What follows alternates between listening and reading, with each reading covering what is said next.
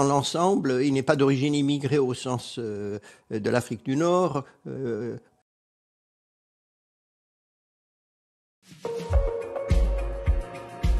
6h39. Rejoint par le sociologue Farhad Khosrow-Khavar, 7h56. Dans l'ensemble, il n'est pas d'origine immigrée au sens de l'Afrique du Nord. Je veux dire, c'est quelqu'un qui vient d'une famille sécularisée iranienne. Il est aussi quelqu'un qui, dans une famille de classe moyenne, chiite, a été élevé. Et c'est, encore une fois, il ne s'agit absolument pas de dire que tous ces djihadistes proviennent des banlieues ou des classes défavorisées. Il y en a des profils qu'on peut dresser, au moins 3 ou 4, dont l'un est le cas où prévaut l'élément psychiatrique. En l'absence de recherches plus approfondies, beaucoup de cas, on a des classes moyennes, mais leur nombre est quand même beaucoup plus réduit que ceux qui proviennent des classes précarisées et surtout d'origine immigrée. Guillaume Erner. Et l'on continue d'évoquer les suites de cet attentat islamiste qui a eu lieu ce week-end à Paris avec un ratage de la psychiatrie, nous dit le ministre de l'Intérieur. Et nous sommes en duplex avec un sociologue, Farhad Khosrow-Khavar, directeur d'études émérite à l'EHESS. On vous doit notamment le nouveau djihad en Occident aux éditions Robert Laffont. Quelle part accorder dans cet attentat terroriste de ce week-end à l'idéologie et à la psychiatrie? Comment faire la part des choses dans ce type de passage à l'acte? En réalité, on ne peut jamais le faire. On ne peut jamais faire la part des choses dans la mesure où on ne peut pas quantifier. On sait bien qu'il a eu des problèmes psychiatriques.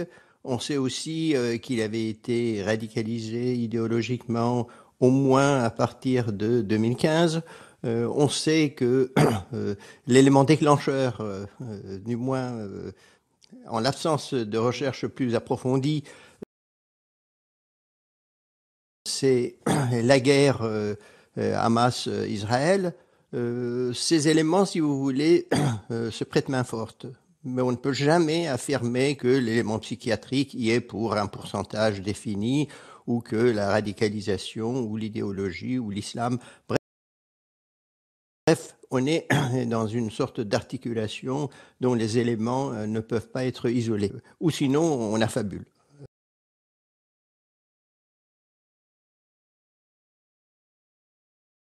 Je peux vous assurer que, bon, il y a, dit-on, aux alentours de 20% en France de ceux qui se sont radicalisés, qui ont des problèmes mentaux. En Europe, c'est quasiment identique. Et on peut affirmer qu'il y a aussi un certain nombre de profils dominants des djihadistes que les sociologues ont dressés, vraiment auxquels moi-même j'ai contribué parmi d'autres. Et alors justement, Farhad Khosrow-Khavar, qu'est-ce que vous diriez à ce sujet? C'est un profil, si vous voulez, beaucoup plus rare que par le passé. Je veux dire, c'est quelqu'un qui vient d'une famille sécularisée iranienne. Ils ont quitté l'Iran. La raison vraisemblablement est qu'il y a eu le pouvoir théocratique islamique, la République islamique. En second lieu, il a habité, enfin, il est né, selon nos indications, à Neuilly-sur-Seine, qui n'est quand même pas une banlieue déshéritée, à ma connaissance. Il a 26 ans. Il est aussi quelqu'un qui, dans une famille de classe moyenne, chiite, a été élevé. Et si vous voulez, les Iraniens sont des chiites et des sunnites. Or, le djihadisme, dans son écrasante majorité, mais vraiment à 99%, est un phénomène sunnite. C'est pas chiite.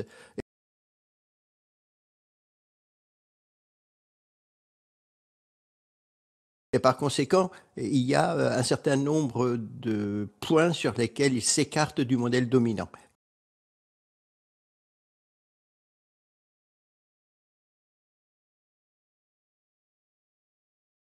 On a eu dans le passé, par exemple, des gens de l'Asie du Sud-Est, etc., qui avaient été djihadistes, provenaient de familles de classe moyenne.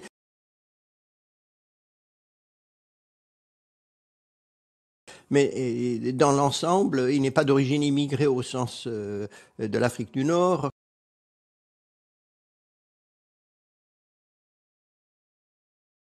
Tous ces éléments le distinguent, si vous voulez, du profil qu'on pourrait qualifier de dominant ou des deux profils dominants, au moins, des djihadistes. En cela, c'est un cas exceptionnel. Mais il y a aussi un phénomène qui est fondamental, c'est la guerre Hamas-Israël. Et ça, c'est un élément déclencheur. Peut-être que s'il avait pris des médicaments, je veux dire que ça aurait rendu cet élément déclencheur moins intense.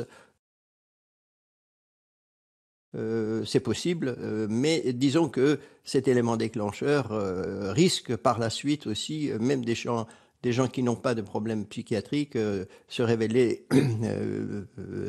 dangereux pour leur radicalisation future. On a des profils qu'on peut dresser, au moins 3 ou 4, dont l'un est le cas où prévaut l'élément psychiatrique. Qu'est-ce que vous en pensez, Guillaume Monod, l'élément déclencheur?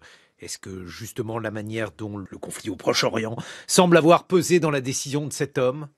Alors, c'est très difficile de savoir parce qu'on ne l'avait pas rencontré, il nous en a pas parlé, mais je pense que oui, c'est tout à fait possible, à défaut d'être certain, parce qu'on sait très très bien que chez des gens qui ont des troubles psychiatriques, les événements extraordinaires du quotidien, malheureusement, induisent des passages à l'acte. Au moment de l'an 2000, le fameux bug de l'an 2000 où tous les ordinateurs devaient s'écrouler, j'ai vu moi-même certains patients effectivement décompensés, j'ai vu des patients décompensés au moment des attentats du 11 septembre, donc à chaque grand événement, on voit qu'il y a des gens qui ont des maladies psychiatriques qui décompensent.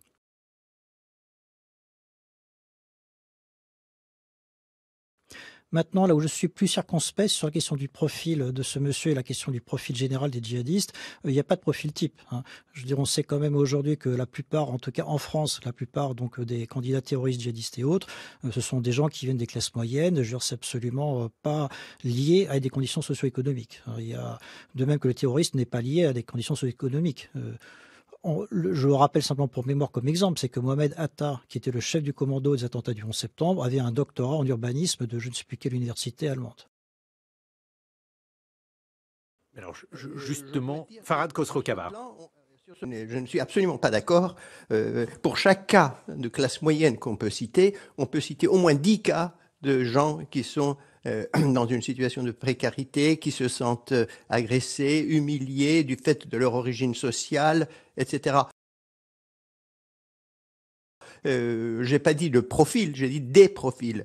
Et il y en a des profils qu'on peut dresser, au moins 3 ou 4, dont l'un est le cas où prévaut l'élément psychiatrique. Encore une fois, il ne s'agit absolument pas de dire que tous ces djihadistes proviennent des banlieues ou des classes défavorisées. Mais les dernières statistiques qu'on a donnent une vision, à mon avis, totalement distordue de la réalité parce que c'est sur la prison et les gens qui ont été arrêtés avec des lois qui ont été de plus en plus restrictives et qui, par exemple, qualifient de radicalisation ceux qui, par exemple, vont sur Internet ou autre. Alors que dans les années 2010-2015, les radicalisés étaient ceux qui s'impliquaient dans une action violente.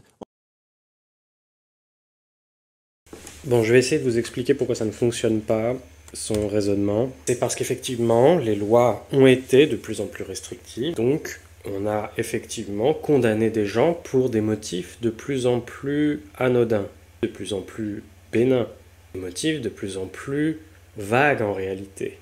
Le problème, c'est que peu importe la gravité des faits condamnés, la constante de la proportion d'un type de population sociologiquement et, en l'occurrence, ethniquement et confessionnellement déterminée ne va pas changer. Par définition, elle va rester stable, quelle que soit la taille de la cohorte ou le type de qualification. Pour qu'il y ait une différence, pour que cette constante se modifie, il faudrait qu'il y ait un biais spécial qui change. C'est-à-dire que, en l'occurrence, les Maghrébins des quartiers populaires issus de l'immigration ouvrière, ceux qu'ils désignent, seraient moins susceptibles de commettre des actes moins qualifiés ou qu'ils seraient moins régulièrement arrêtés, jugés, condamnés, emprisonnés pour ce type de fait spécifique. Puisque, comme il le dit à juste titre, on ne condamnait auparavant que des faits qualifiés comme tels. Là, on va condamner des comportements qui ne sont pas qualifiés, des attitudes, des opinions. Et donc, on a un biais qui va conduire nécessairement à plus d'enquêtes, à plus d'arrestations, à plus de procès, à plus de condamnations, à plus d'emprisonnement sur des fondements peu fiables.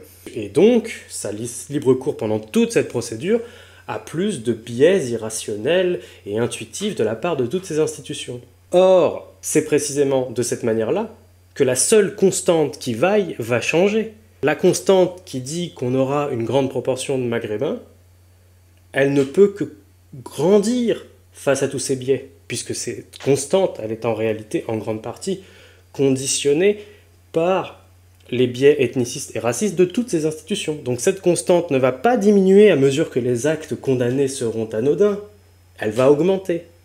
Pour qu'il en arrive à penser avec un tel biais que parce que les actes condamnés vont être plus anodins et plus banals et moins qualifiés, qu'ils vont toucher autre chose que des Maghrébins, c'est parce que dans son raisonnement, il n'y a que des Maghrébins pour commettre des actes qualifiés, tandis qu'il n'y a pas de Maghrébins pour commettre des actes anodins. Il y a donc une bipartition dans son esprit. Les Maghrébins commettent des actes graves, qualifiés, et les autres ne commettent que des actes anodins. Évidemment, aucune statistique ne dit ça, puisque précisément, on lui rétorque que les statistiques disent l'inverse. Il n'y a pas de qualification particulière maghrébine en dépit du biais institutionnel. Il n'y a pas de tendance maghrébine particulière. Et il ne présente évidemment pas la prétendue granulosité qui permettrait de distinguer entre actes graves et condamnations sur des faits plus anodins depuis 2015. Il ne la présente pas parce qu'elle ne peut pas dire ce qu'il dit. Elle ne peut dire que l'inverse. Que la statistique générale dit que ça ne touche pas les Maghrébins. Avant 2015, il n'y avait pas de statistiques, donc il peut se réfugier sur l'absence de statistiques pour en inventer une. Mais ce qui se passe depuis 2015, c'est qu'à fortiori, plus il y aura des condamnations sur des fondements anodins, et plus il y aura de Maghrébins, quand bien même la statistique générale dit le contraire. En d'autres termes, il y a une dimension de classe sociale dans ce phénomène, même si cette dimension n'est pas exclusive. Je veux dire que dans beaucoup de cas, on a des classes moyennes, mais leur nombre est quand même beaucoup plus réduit que ceux qui proviennent des classes précarisées et surtout d'origine immigrée.